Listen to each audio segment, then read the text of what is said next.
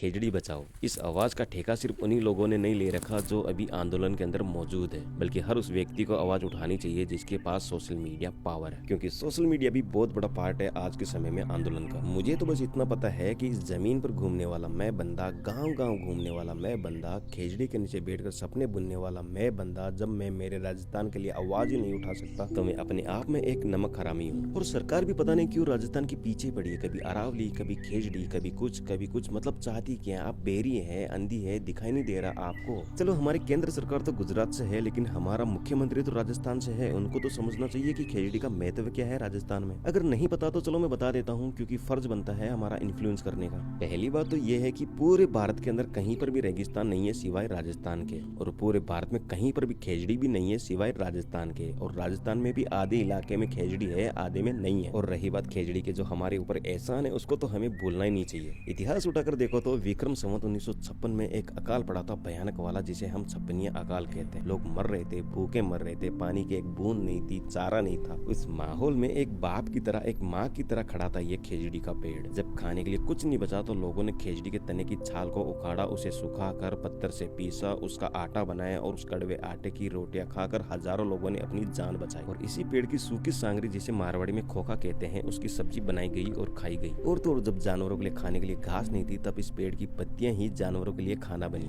अब जरा सोच के देखिए, जब मौत हमारे दरवाजे पे थी तब इस पेड़ ने अपनी चमड़ी उतारकर हमें दी थी, और आज हम इन्हें मशीनों के हवाले कर रहे हैं। जब हमें जरूरत थी तब ये ढाल बनकर खड़े थे, और आज इन्हें जरूरत है तो हम घर पे बैठे हैं। गलत बात है। इससे पहले कि 1730 वाला इतिहास एक बार फिर से हमारी आंखों के सामने हो, आवाज उठा लो, सरकार की आंखें खोलो, और क्यों पीछे पड़ी है राजस्थान के, बताना जरा।